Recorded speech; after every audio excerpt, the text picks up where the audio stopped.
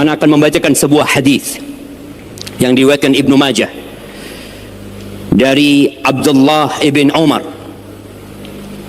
radhiyallahu anhuma, bahwa pernah suatu hari Rasulullah sallallahu alaihi wasallam menghadap kepada kami.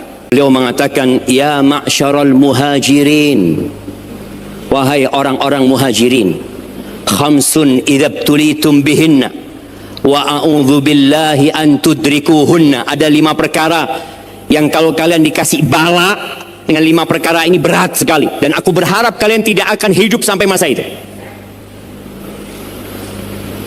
Ini pesan kepada generasi yang akan melanjutkan perjuangan di muka bumi. Yang pertama, lam tadharil fahishatu fi qaumin qatta hatta yu'linu biha illa fasha fihim at-ta'un wal awja' allati lam takun madat fi aslafihim alladhina madaw. Tidaklah di sebuah negeri al-fahisha, perbuatan keji tadi, perzinaan, LGBT dan teman-temannya itu muncul dan nampak di satu kaum, kemudian mereka mengumumkannya, nggak sembunyi-sembunyi lagi. Ada kondisi orang berbuat dosa sudah nggak sembunyi-sembunyi aja. Na'udzubillah min dzalik. Sekarang orang berzina di video, kemudian disebarkan. Kalau itu terjadi, apa kata Nabi SAW? Allah akan berikan hukuman.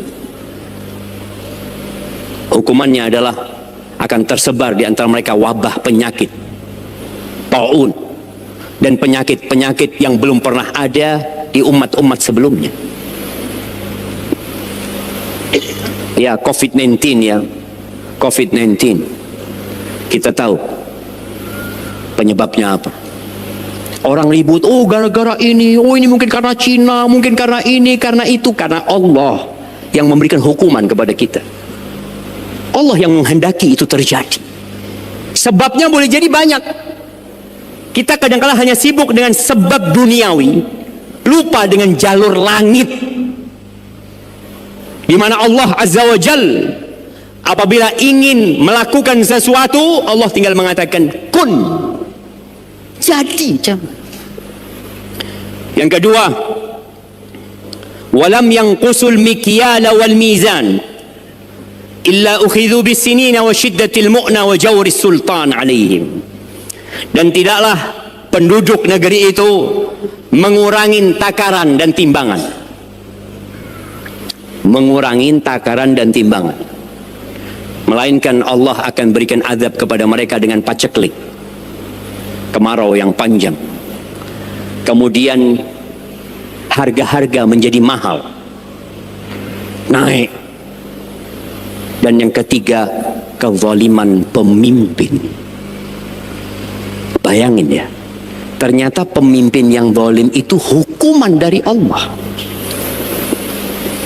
Atas apa? Atas dosa-dosa kita. Kita kadang-kala berpikir, oh pemimpinnya zalim. Engkau nggak zalim. Engkau sudah baik. Coba tanyakan kepada kita. Karena jelas Nabi alaihi salatu wasallam menyebutkan ketika transaksi manusia penuh dengan kezaliman di sana, mengurangi timbangan, mengurangi takaran, penipuan di mana-mana. Apa hukumannya? Allah akan hukum mereka dengan paceklik panjang, dengan harga-harga yang melambung tinggi, biaya hidup semakin mencekik, kemudian pemimpin yang zalim. Itu karena kita. Makanya Nabi alaihi salatu wasallam, subhanallah ya, kita mendoakan pemimpin-pemimpin kita, khususnya Bapak Presiden kita Prabowo ya. Semoga beliau dengan kabinet barunya, dengan kabinet merah putih itu, diberi taufik oleh Allah Azza wa Jalla agar rakyat Indonesia benar-benar merasakan keadilan sosial. Karena itu menjadi ya amanat rakyat. Tapi ketahuilah tadi, terkadang penyebab terjadi kezaliman itu kita sendiri. Nabi SAW pernah menyampaikan, satalqauna atharah. Kalian kelak akan mendapatin atharah. Atharah ini, ya pilih kasih lah. Dari pihak pemimpin, dari pihak pemerintah umpamanya, kepada rakyatnya yang mungkin, ya tidak semua merasakan keadilan sosial.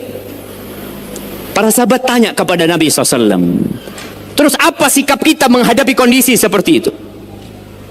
A'tuhum haqqahum. Kalian berikan hak pemimpin kalian. Ini perintah Nabi SAW. Kita disuruh memberikan hak pemimpin kita.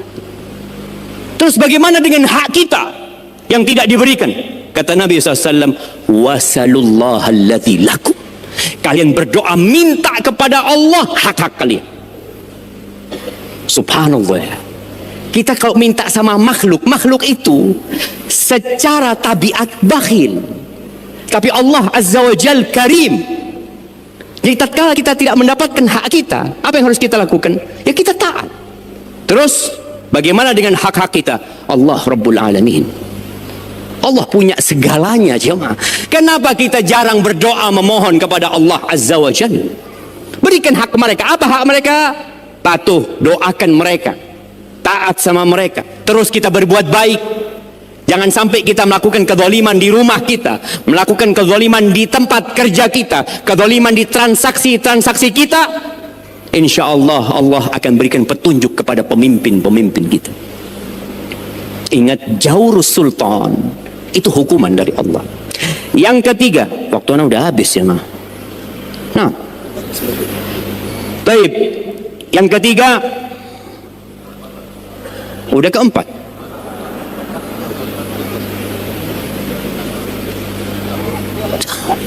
Alhamdulillah. Memang kenapa orang kalau ngajar itu perlu evaluasi?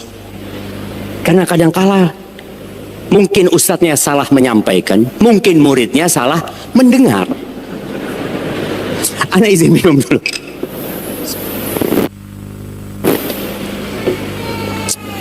Yang kedua ini jamaah,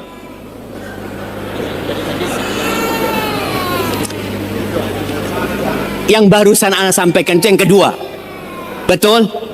Oke, alhamdulillah, sepakat kita ya. Sekarang yang ketiga, walam yamna'u zakata amwalihim illa muni'ul qatra minas sama walaula al-bahaim lam yumtaru.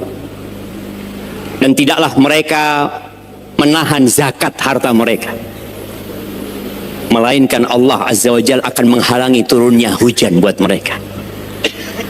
Kalau bukan karena binatang ternak itu, Allah nggak akan kasih hujan buat mereka. Tolong semuanya kembali kepada yang awal disampaikan, belajar bagaimana mengeluarkan zakat.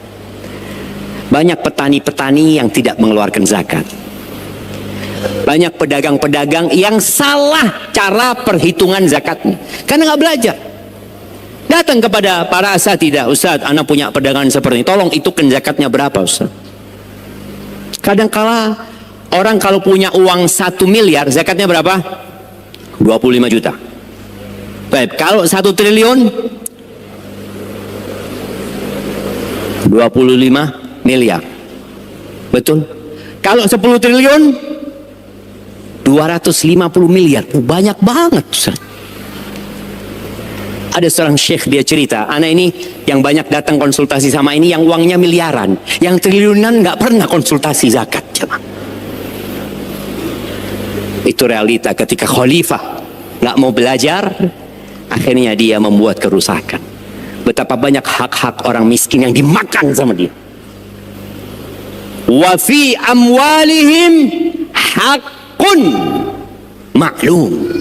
Dan di harta-harta mereka ada hak yang sudah dimaklumi. Buat siapa? Lisa'il wal mahrum. Buat orang yang minta-minta atau orang miskin yang tidak minta-minta. Dan kemudian yang keempat, walam yanqudu ahdallah wa ahda rasulih illa sallatallahu alaihim aduwan min ghairihim fa akhadhu ba'd ma fi aydihim. Allahu akbar. Dan tidaklah mereka mengkhianati perjanjian mereka dengan Allah dan Rasul. Kita punya perjanjian sama Allah, kita punya perjanjian sama Rasul sallallahu alaihi wasallam. Syahadat kita, asyhadu an la ilaha illallah wa asyhadu anna Muhammad Rasulullah. Ada konsekuensi ucapan la ilaha illallah dan ada konsekuensi dari ucapan antum Muhammad Rasulullah sallallahu alaihi wasallam. Dijalankan enggak? Gimana mau dijalankan? Ngerti aja enggak sebagian kita. Apabila itu terjadi, Allah akan kuasakan musuh dari luar yang menguasai sebagian negeri kita. Akan ada penjajah yang menguasai negeri kita. Ya, akan ada tempat-tempat yang dikuasai oleh orang lain, padahal negeri-negeri kita. Kita tahu bagaimana sebagian negeri kita sudah, ya mungkin diambil sama orang, mungkin dikuasai sama orang. Dan kita lihat bagaimana perjuangan pemerintah kita untuk mempertahankan hal itu. Tapi apabila kita mengkhianati perjanjian kita sama Allah Azza wa Jalla, Allah yang akan bikin musuh menguasai. Allah. Ana tanya kepada salah satu prajurit, ya. Dia mengatakan sebelum Pak Prabowo menjabat, Ustaz, kekuatan negeri kita untuk menghadapi musuh, Ustaz, itu hanya 1 hari, Ustaz. Hanya 1 hari. Setelah Pak Prabowo menjawab jadi 2 hari, Ustaz. Betul, jangan. Itu disebutkan. Dengan segala peralatan yang ada kalau musuh asing mau nyerang negeri kita, kita hanya bertahan 1 hari. 2 hari. Setelah itu, ya kita hidup bersama rakyat. Kita berjuang bersama rakyat. Negeri ini bukan hanya milik pemerintah. Negeri ini negeri kita bersama. Apa yang harus kita lakukan? Tadi menjaga perjanjian kita sama Allah. Setiap pribadi jadi orang yang benar, sudah antum. Antum khalifah. Antum ketahui apa tugasku, ya Allah. Apa yang harus aku lakukan? Mengikuti Rasul sallallahu alaihi wasallam. Kalau enggak, Allah kirim musuh. Allah kirim musuh. Dan selesai. Kemudian yang ke-5, wa ma lam tahkum a'immatuhum bi kitabillah wa yatakhayyaru mimma anzalallah illa ja'alallahu ba'sahum bainahum. Dan tidaklah pemimpin-pemimpin mereka meninggalkan berhukum dengan kitab Allah dan meninggalkan memilih yang terbaik dari apa yang Allah turunkan, melainkan Allah akan jadikan mereka ribut di antara mereka sendiri. Perang saudara, ribut di antara mereka, bunuh-bunuhan di antara mereka, itu akan terjadi. Maka sebagai khalifah, siapapun, ya, ingat, siapapun antum, apapun jabatan antum, fahami antum khalifah. Tugas-tugas antum menegakkan perintah Allah, menjalankan aturan Allah. Dan ketahuilah, Allah sudah utus Rasulnya Nabi Muhammad SAW, dan ditutup, nggak ada Nabi setelah beliau alaihissalam. Dan Allah turunkan kitabnya Al-Quran, dan tidak ada revisi untuk Al-Quran sampai hari kiamat. Aturan ini aturan yang relevan dimanapun, kapanpun, dan oleh siapapun. Tinggal kita bagaimana belajar mengkaji agama kita agar kita bisa menjalankan tugas-tugas kita sebagai khalifah.